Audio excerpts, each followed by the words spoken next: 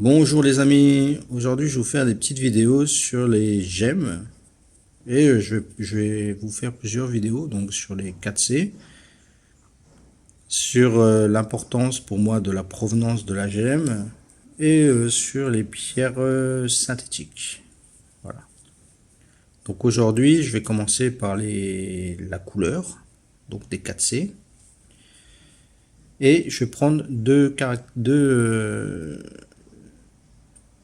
mondes, je vais dire. Donc les pierres de couleur que vous avez ici, tourmaline, quartz et grenat. Et là, c'est un béryl blanc, mais il va matérialiser le diamant. Alors le diamant doit être pur, dépourvu de toute impureté. L'impureté, c'est ce qui va donner la couleur, comme vous avez sur les gemmes de couleur. Il est classifié selon des normes internationales, qui vont de la lettre D, pour un diamant dit pur, sans teinte. Ça veut dire que quand le spectre lumineux va traverser la pierre, il ne va refléter aucune couleur. À Z, qui va du jaune au brun. À savoir, il fut un temps, ces diamants de couleur étaient automatiquement envoyés dans l'industrie. La joaillerie n'en voulait pas. Mais les couleurs exceptionnelles comme le bleu ou le rose, qui aujourd'hui sont vendues des millions de dollars, le carat, car ils sont extrêmement rares. En fait, ce qui se passe, c'est que les teintes jaunes et brunes sont ce qu'on va retrouver le plus souvent dans les diamants. Et les autres teintes qui vont du bleu au rose sont dites rares et exceptionnelles. En sachant que, comme j'avais dit au début là, il fut un temps, dans les années début 1900 là, elles étaient envoyées automatiquement à l'industrie et broyées. Mais ils ont remarqué avec le temps que, par exemple, trouver un diamant rose ou un diamant bleu, c'est extrêmement rare. C'est pour ça qu'aujourd'hui, dès qu'ils en trouvent un, il va directement salle des ventes et ils sont vendus au plus offrant. C'est comme ça qu'on arrive à avoir leur décote. Pour les pierres de couleur, c'est différent. On va pas chercher la pierre pure, je veux dire, on va chercher la pierre qui a la bonne teinte de couleur. Elle ne doit pas être trop pâle, comme ici, sur l'améthyste qui est pâle là, ou trop sombre, comme ici. Elle doit avoir vraiment une bonne teinte, des beaux éclats, comme ici. La couleur doit être au plus uniforme. Ici, vous voyez, vous avez des petites zones de couleur. On voit peut-être pas trop là sur la vidéo, mais là, il y a une petite partie qui est un petit peu... Enfin, c'est ce qu'on appelle des zones de couleur dans le domaine. On les classifie selon la teinte, qui est propre à chaque laboratoire. Plus la gemme se rapproche de la teinte recherchée, plus elle a de la valeur. Et plus elle s'en éloigne, pas à la sombre, comme ici, plus elle perd de la valeur.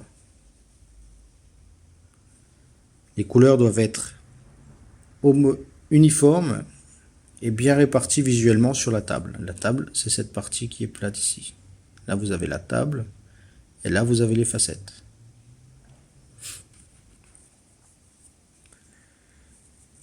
Dans la généralité, les impuretés sont des traces de fer, de chrome, d'aluminium, etc. qui s'incorporent dans la structure du cristal.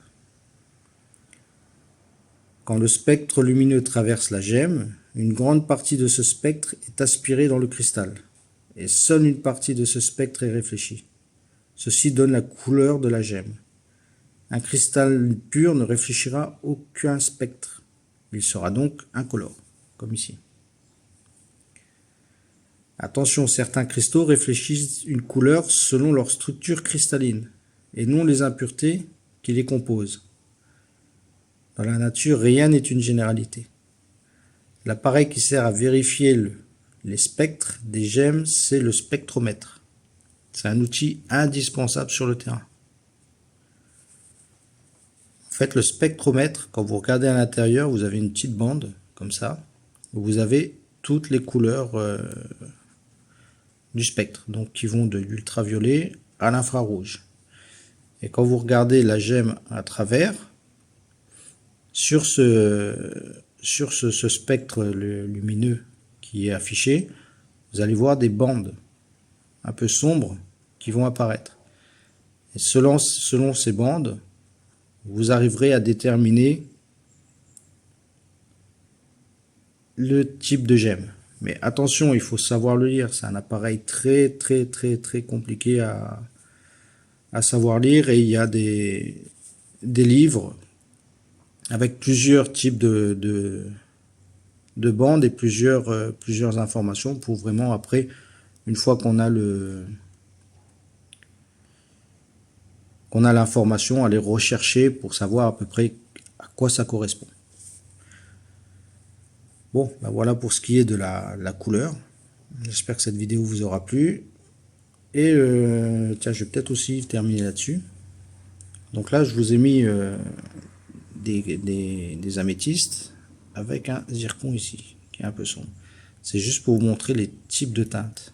Donc là, vous avez le pâle, là, qui est ici. Là, vous avez une teinte qui est plutôt bonne, avec des bons éclats, des bons reflets. Là, vous avez une teinte un peu sombre.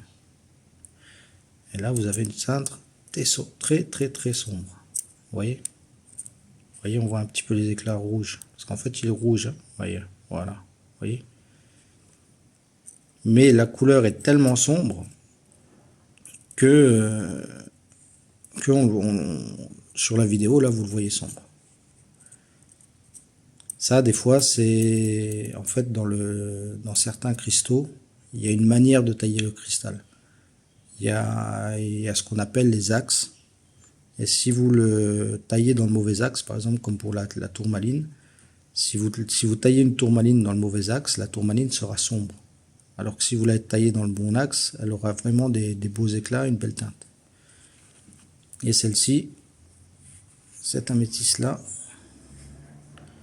juste pour montrer le travail du lapidaire, vous voyez, la couleur est dans le fond de la culasse. Tout le reste, c'est incolore.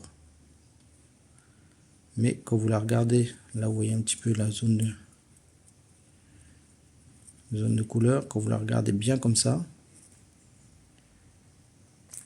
si vous la tournez bien, à un moment elle est toute violette, alors que c'est vraiment dans le fond de la culasse qu'il y a la couleur. Ça, j'en parlerai un peu plus quand je vais parler des tailles. Enfin voilà, j'espère que je vous ai tout dit au niveau de ce qui est des couleurs, donc la différence entre le diamant et les pierres de couleur. Et donc le diamant doit être pur, alors qu'une pierre de couleur, elle, ne doit pas être pure. Sauf si vous voulez une gemme, par exemple une tourmaline incolore, ou un béryl incolore, ou un grenat incolore, il y en a. Enfin voilà, j'espère que cette petite vidéo vous aura plu. N'hésitez pas à commenter, à poser vos questions et à vous abonner. Allez, à plus, ciao ciao.